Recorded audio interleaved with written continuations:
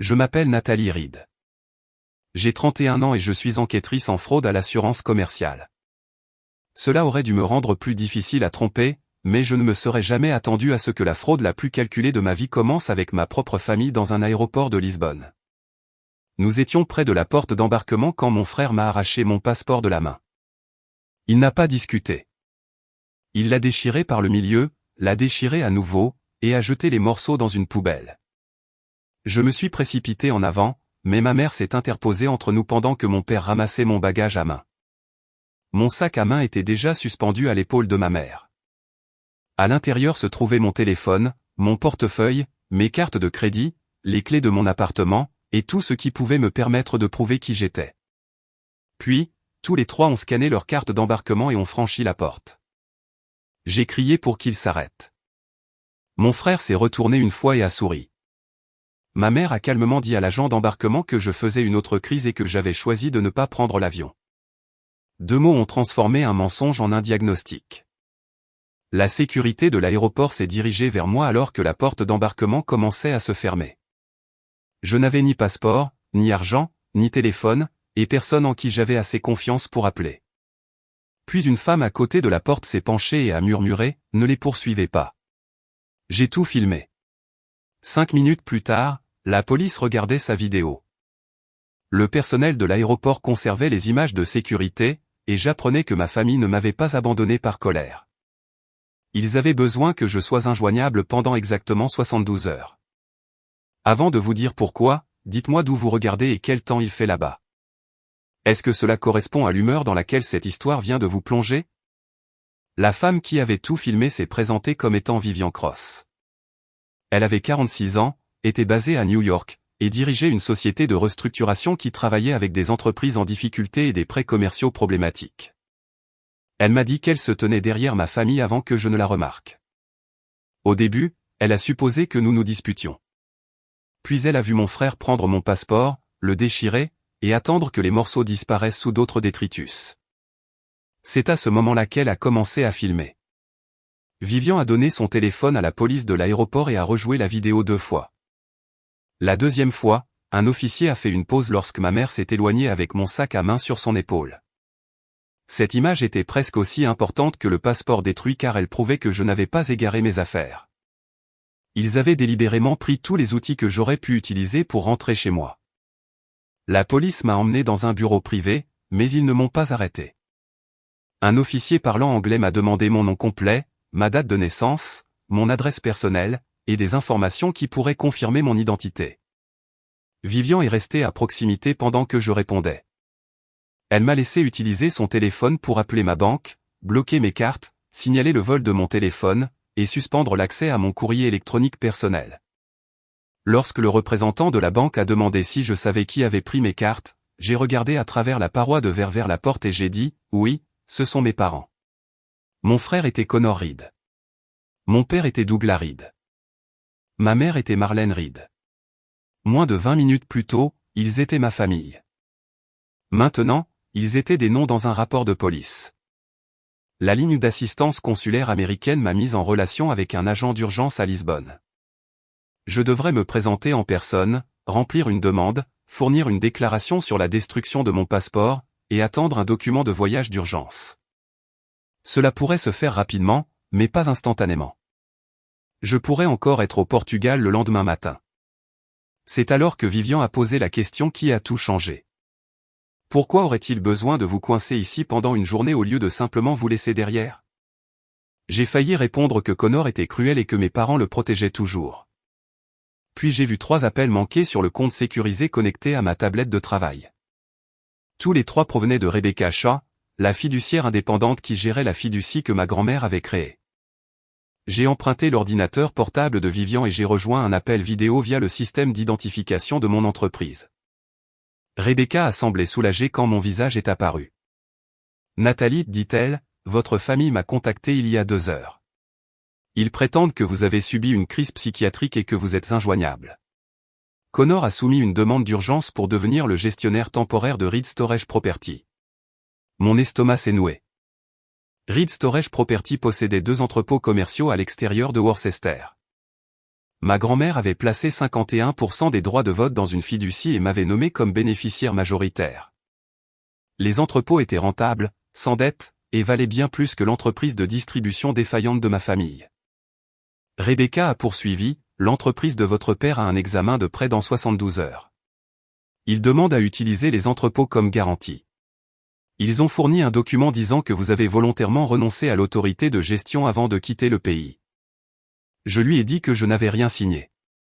J'ai expliqué ce qui s'était passé à l'aéroport et j'ai montré le numéro du rapport de police à la caméra. Rebecca a immédiatement gelé toutes les modifications proposées. Elle a promis qu'aucun transfert, hypothèque ou nomination ne serait approuvé sans une vérification directe de ma part. Puis je lui ai demandé de ne pas dire à ma famille que j'avais appelé. Elle a hésité. Pourquoi? Parce qu'ils croient que je suis sans défense, ai-je dit. J'ai besoin de savoir ce qu'ils feront tant qu'ils le croiront encore. Vivian m'étudiait de l'autre côté du bureau. Elle ne voyait plus une voyageuse bloquée. Elle voyait quelqu'un qui avait identifié la structure d'un crime. Au moment où le bureau consulaire a organisé mon rendez-vous d'urgence, j'ai compris la vérité. Les vacances n'avaient jamais été une tentative de réparer notre famille. Lisbonne avait été choisie parce qu'elle plaçait un océan entre moi et la propriété qu'il voulait. Mon téléphone, mon portefeuille, mon passeport et mes clés n'avaient pas été pris sous le coup de la colère.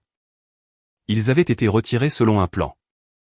Ils avaient besoin de 72 heures pour me remplacer, hypothéquer mon héritage, et faire de leur désastre financier ma responsabilité.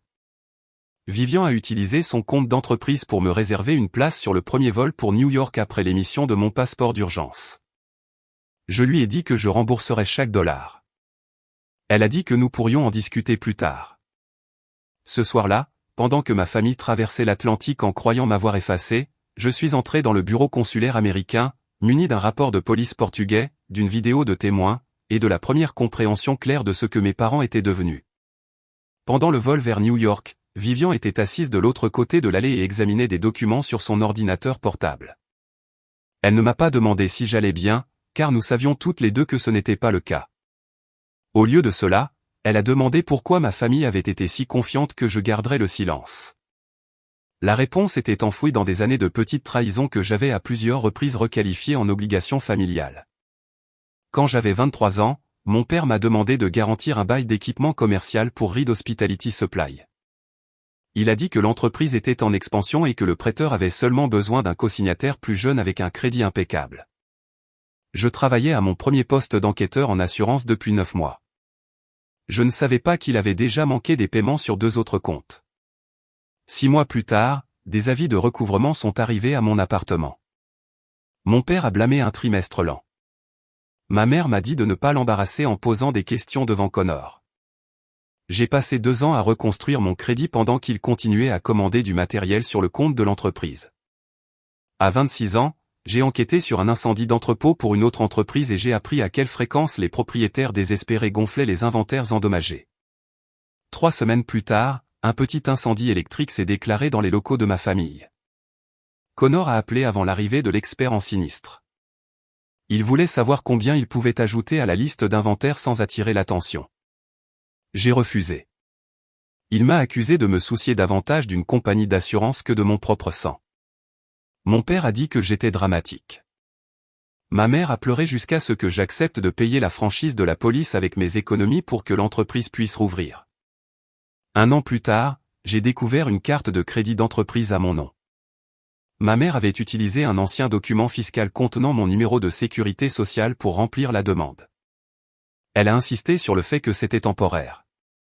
Connor avait débité des voyages, des dîners avec des clients et de l'électronique sur le compte. Quand j'ai exigé le remboursement, mon père a expliqué que les familles qui réussissent partagent les ressources. D'une manière ou d'une autre, le crime est devenu mon manque de générosité. Ma grand-mère, Evelyne, était la seule personne qui voyait le schéma. Elle avait fondé Reed Storage Property avec mon grand-père et n'avait jamais fait confiance au jugement commercial de mon père. Avant de mourir, elle a placé les droits de vote majoritaires dans une fiducie pour moi. Elle a également nommé Rebecca comme fiduciaire indépendante parce qu'elle croyait que l'amour devenait dangereux lorsque l'argent et le sentiment de droit étaient mélangés. À l'époque, mes parents ont fait semblant d'être fiers. Ils ont dit à tout le monde que grand-mère m'avait choisi parce que j'étais responsable. Je comprenais maintenant ce qu'ils avaient vraiment entendu. Nathalie contrôle les actifs dont nous pourrions avoir besoin plus tard. Vivian a fermé son ordinateur portable et a demandé si Reed Hospitality Supply valait la peine d'être sauvé. La question m'a surprise. J'avais passé tant d'années à la protéger que je ne m'étais jamais demandé si elle méritait de survivre. L'entreprise employait 38 personnes. Certaines y travaillaient depuis mon adolescence.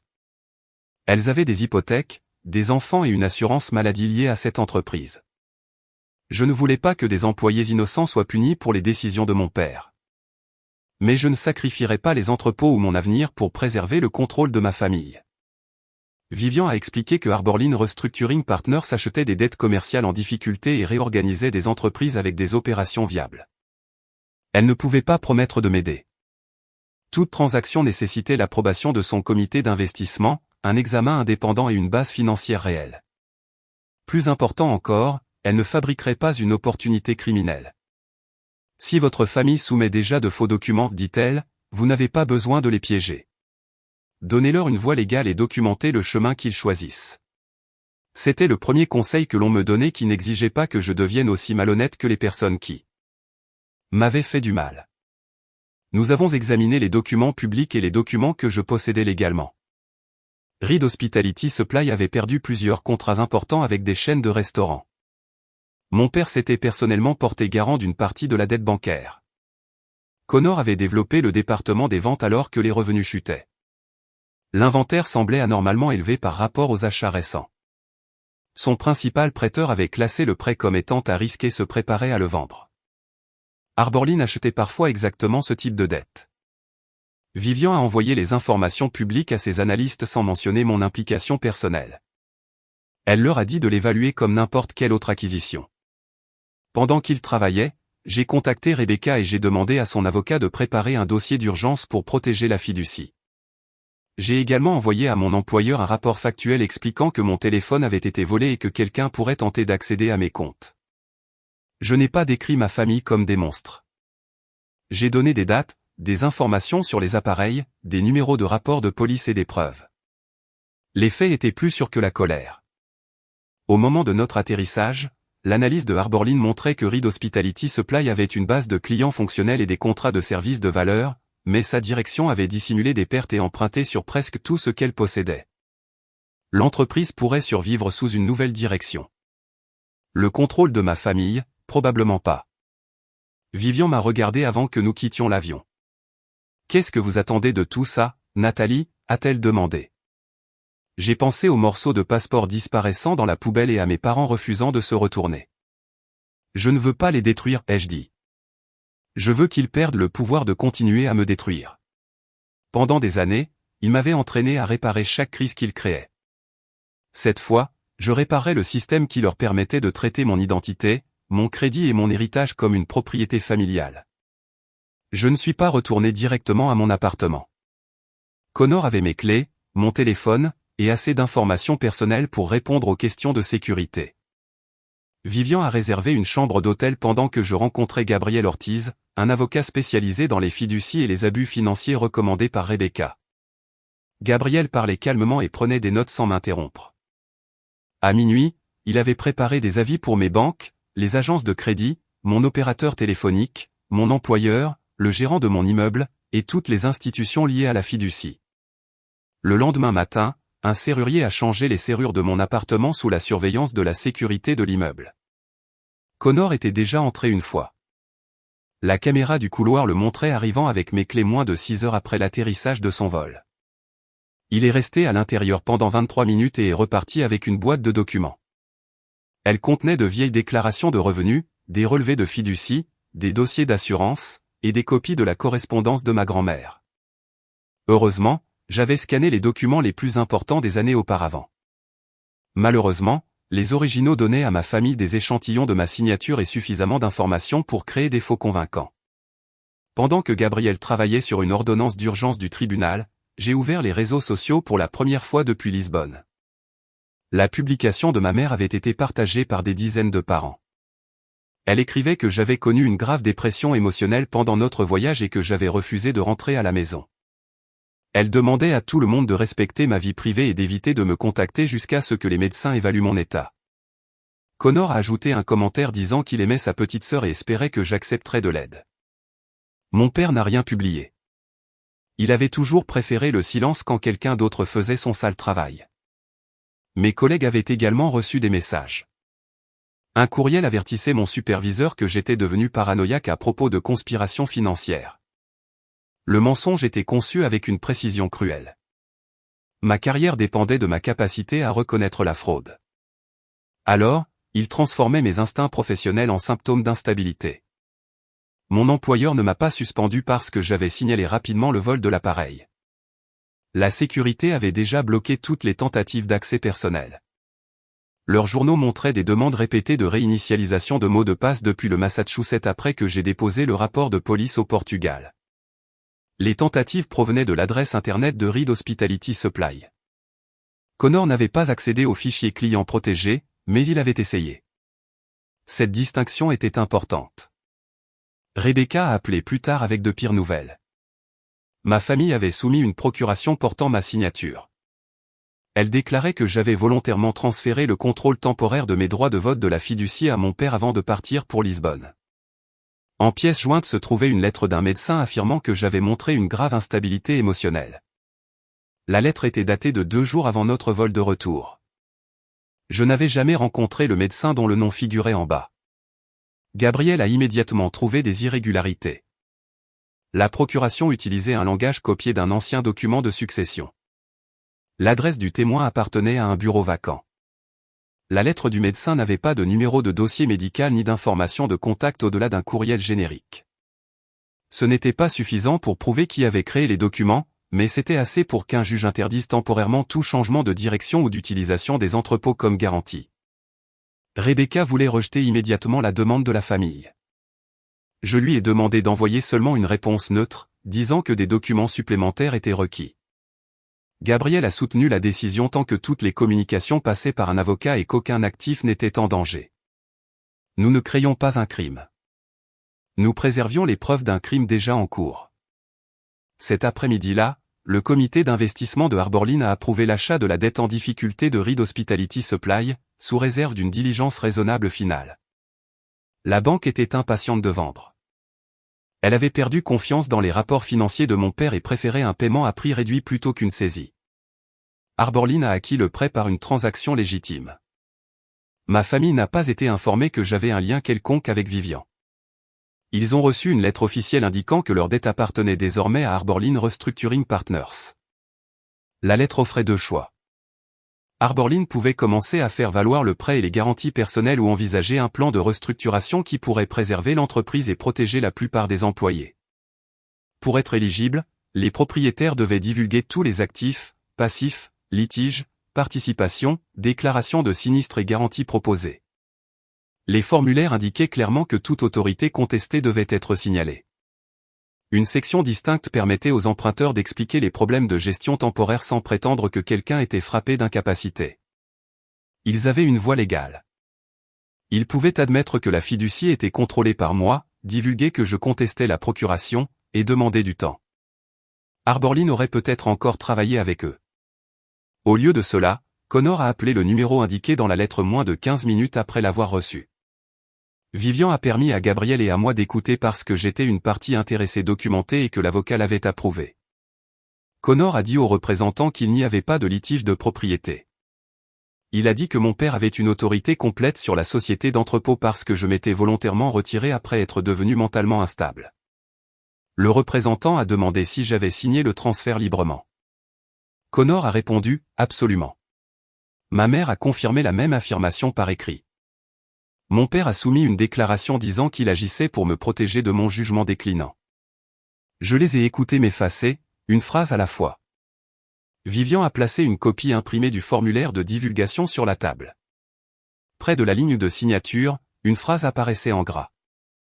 Les emprunteurs étaient tenus de corriger toute déclaration inexacte avant l'approbation finale. Ils recevraient cet avertissement plus d'une fois. Nous avons passé les jours suivants à construire une chronologie. La vidéo de l'aéroport montrait Connor détruisant mon passeport. Un autre angle montrait ma mère portant mon sac à main. Ma demande de passeport d'urgence documentait que j'étais cohérente et capable de gérer mes affaires. Les journaux de sécurité montraient des tentatives d'entrée dans mes comptes. La caméra du couloir a enregistré Connor entrant dans mon appartement. L'ordonnance du tribunal protégeait la fiducie. Ma famille croyait que rien de tout cela n'existait. Ils croyaient que j'étais piégé au Portugal et que leur histoire sur ma santé mentale rendrait chaque objection irrationnelle. Gabriel m'a prévenu que voir leur signature sur les documents finaux serait douloureux. Je lui ai dit que j'avais déjà vu la vérité à l'aéroport. Les signatures ne feraient que la rendre admissible.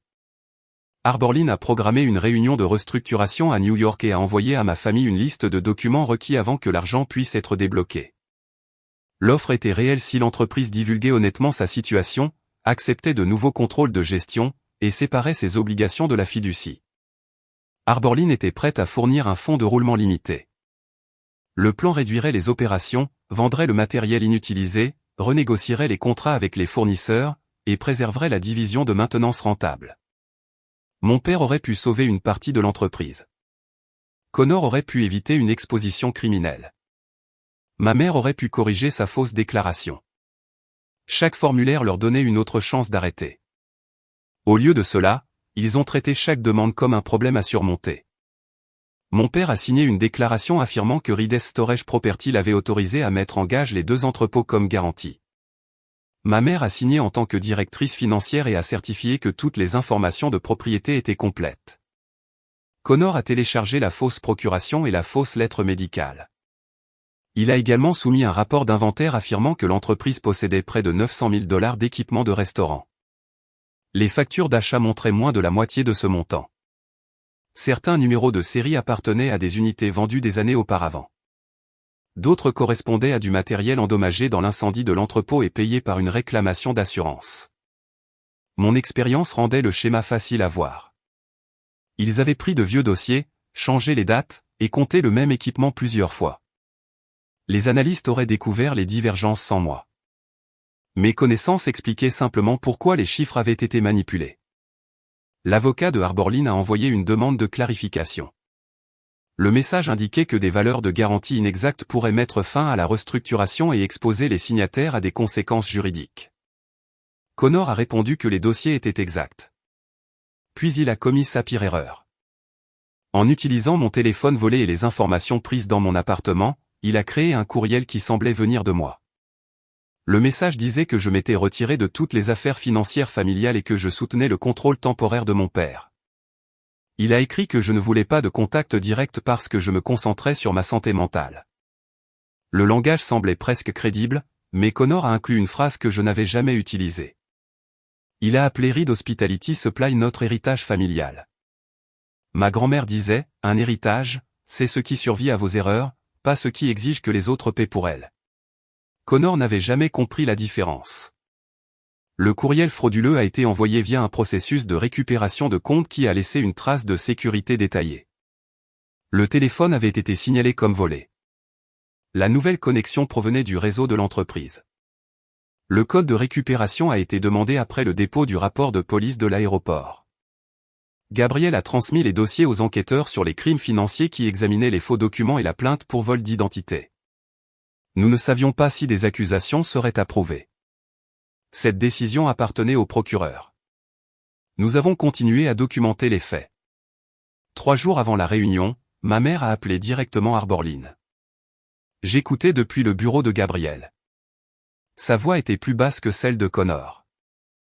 Elle a demandé si la transaction pouvait se poursuivre sans la garantie des entrepôts. Le représentant a expliqué que Arborline pourrait envisager une autre structure si la famille divulguait entièrement tous les litiges de propriété et de gestion. Il y a eu un long silence. Pendant un instant, j'ai cru qu'elle allait dire la vérité. Puis Connor a parlé en arrière-plan. Dis-leur que Nathalie a tout signé. Amer est revenue à l'appel et a dit qu'il n'y avait pas de litige. Elle a dit que j'étais devenu trop instable pour gérer les décisions financières et que j'avais supplié mon père de prendre le contrôle. Quand l'appel s'est terminé, j'ai fixé la table jusqu'à ce que les chiffres deviennent flous. Je m'étais préparé à la cupidité de Connor et au sentiment de droit de mon père. Entendre ma mère choisir le mensonge après s'être vue offrir une sortie de secours faisait mal différemment. Elle n'avait pas été confuse à l'aéroport ni forcée de porter mon sac à main.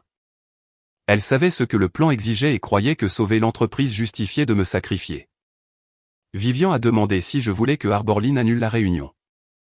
J'ai dit non, pas parce que je voulais me venger, mais parce que mettre fin au processus discrètement permettrait à ma famille de prétendre que la paperasse était un malentendu.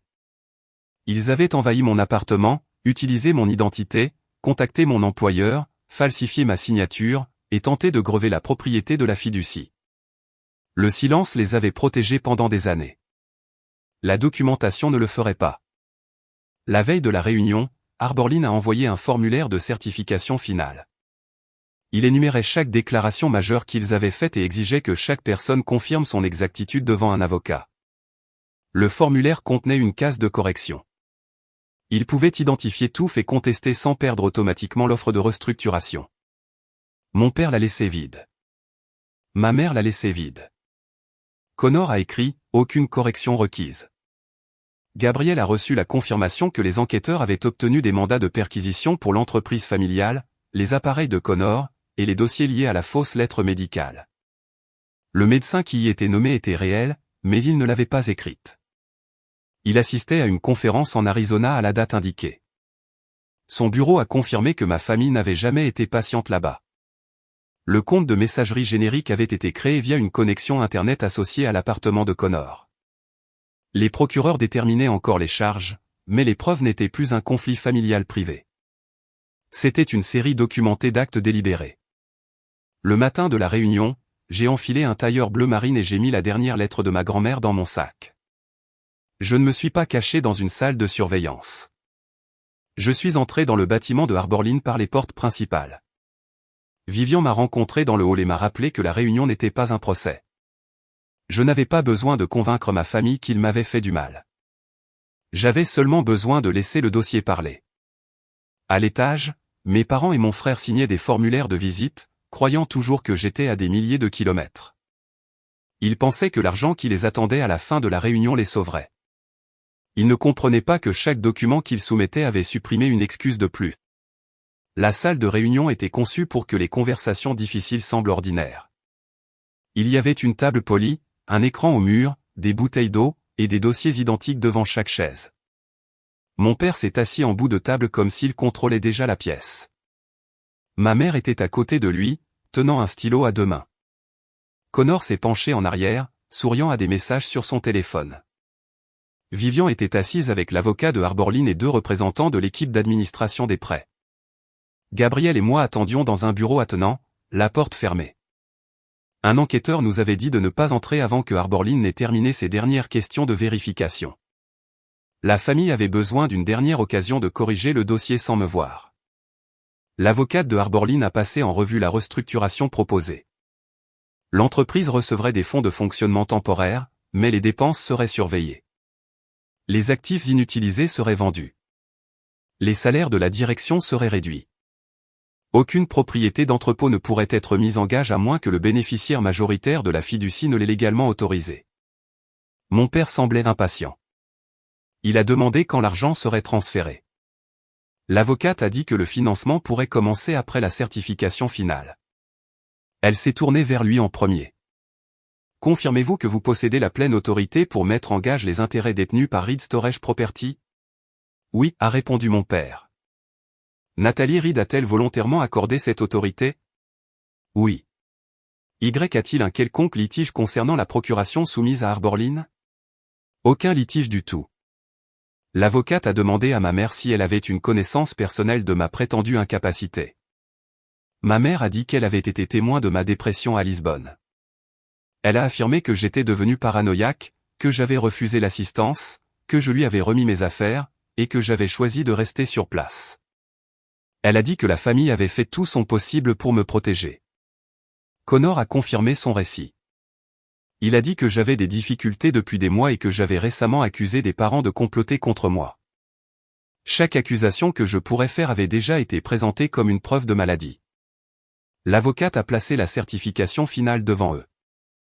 Avant que quiconque ne signe, dit-elle, je dois poser une question supplémentaire.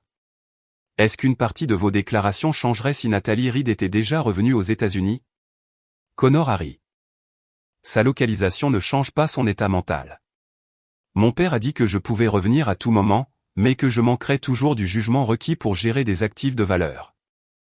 Ma mère a regardé la porte. Pour la première fois, la peur a traversé son visage. L'avocate a demandé, « Êtes-vous tous les trois prêts à répéter ces déclarations directement à elle ?» J'ai ouvert la porte avant qu'il ne réponde. « Alors, redites-les en me regardant, ai-je dit. » Le sourire de Connor a disparu.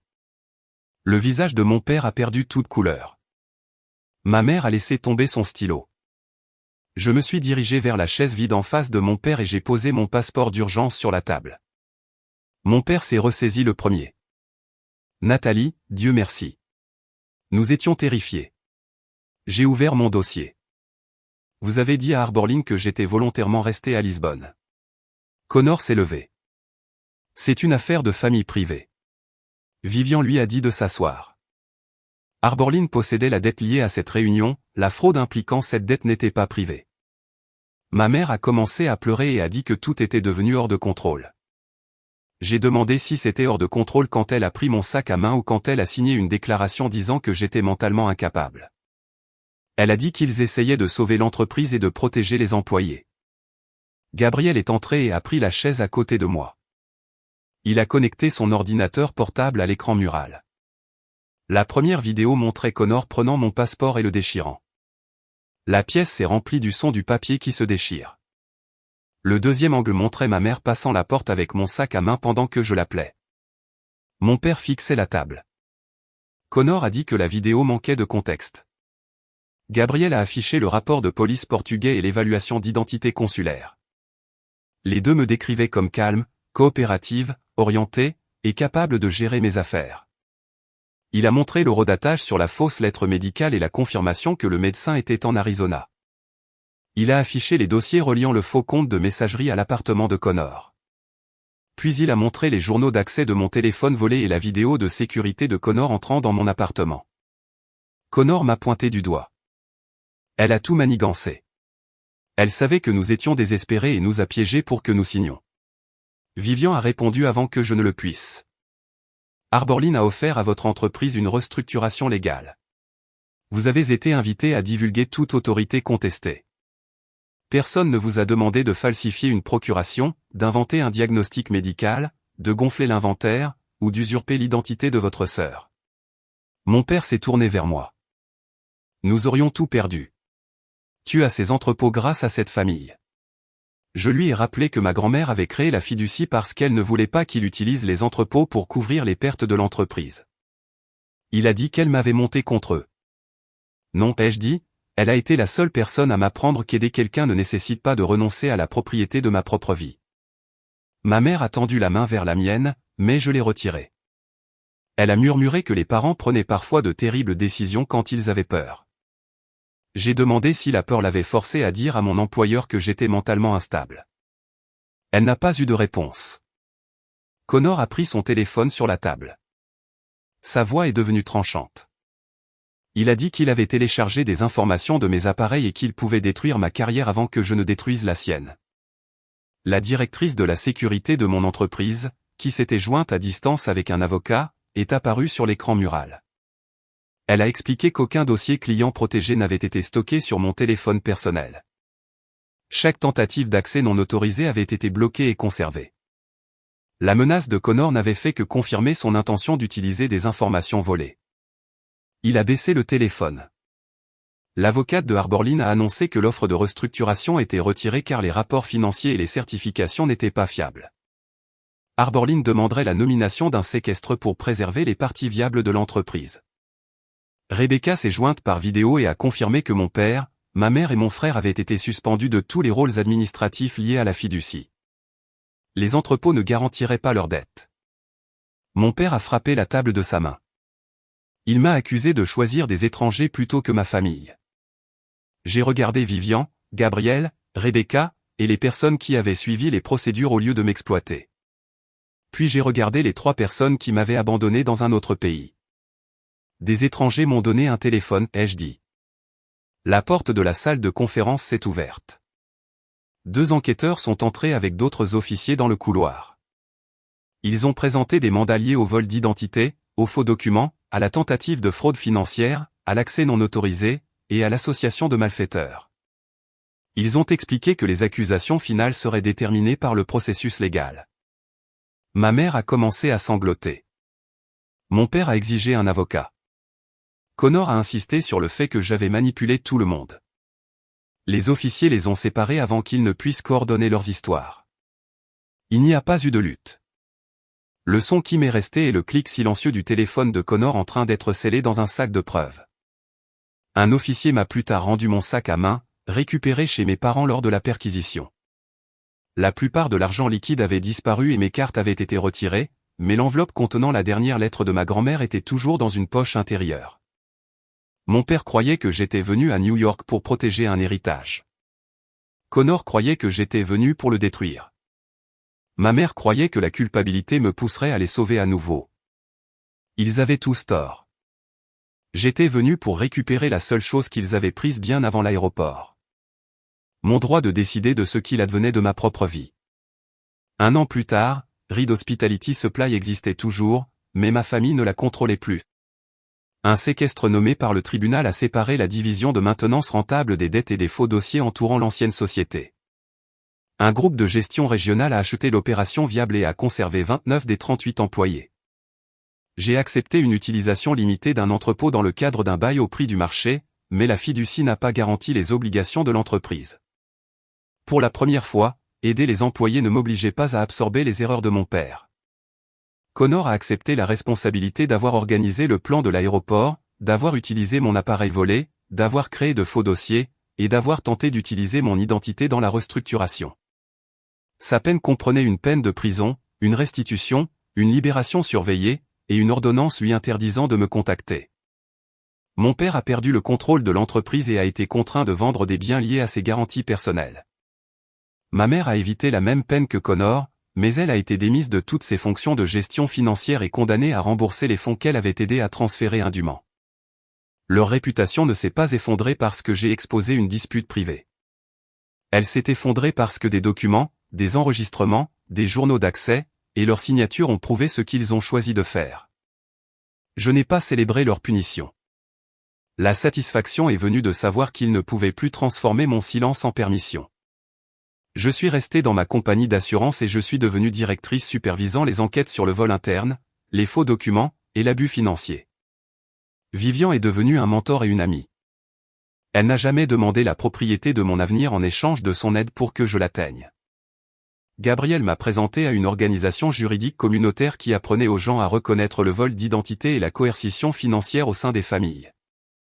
J'ai commencé à faire du bénévolat dans des ateliers plusieurs fois par an. Nous montrions aux gens comment protéger les mots de passe, geler le crédit, stocker des copies de documents importants, examiner les comptes, et signaler rapidement une pièce d'identité volée. Nous parlions aussi de quelque chose de plus difficile à mesurer. L'amour n'efface pas le consentement. Être parent avec quelqu'un ne donne pas à cette personne le droit d'ouvrir un crédit à votre nom, de falsifier votre signature, de prendre vos papiers d'identité, ou d'utiliser la culpabilité pour contrôler vos biens. De nombreuses victimes hésitent à parler car elles craignent de détruire la famille. J'ai appris que signaler un abus ne détruit pas une famille saine. Cela révèle quand une relation a déjà été remplacée par l'exploitation. Les entrepôts sont restés dans la fiducie, produisant un revenu stable. J'ai utilisé une partie de ce revenu pour créer un fonds d'éducation pour les employés et leurs enfants qui voulaient une formation en comptabilité, en réparation d'équipements, ou en conformité commerciale. Je voulais que l'héritage de ma grand-mère crée des opportunités au lieu de financer des urgences créées par la malhonnêteté. Un soir, j'ai ouvert la lettre qu'elle m'avait laissée. Elle écrivait que la compétence était un don, pas une dette. Elle m'a dit de ne jamais confondre le fait d'être nécessaire avec le fait d'être aimé. J'avais passé la majeure partie de ma vie à croire que les limites étaient des punitions. Maintenant, je comprenais que les limites étaient des instructions sur la manière dont les gens étaient autorisés à rester dans ma vie. Quiconque qualifiait ces limites d'égoïste était généralement quelqu'un qui profitait de mon manque de limites. La leçon la plus précieuse n'était pas que la vengeance pouvait vaincre des parents cruels. C'était que la connaissance, la préparation, et le respect de soi pouvaient interrompre un cycle avant qu'il ne consume une autre génération. Se protéger ne signifie pas perdre sa compassion. Cela signifie refuser de laisser la compassion devenir une arme entre les mains de quelqu'un d'autre. La famille peut mériter du soutien, du pardon, et des secondes chances, mais aucune de ces choses ne nécessite de renoncer à votre sécurité ou à votre dignité. Où traceriez-vous la limite entre aider les gens que vous aimez et leur permettre de vous détruire? Cette histoire est entièrement fictive et destinée uniquement à des fins de divertissement et d'éducation.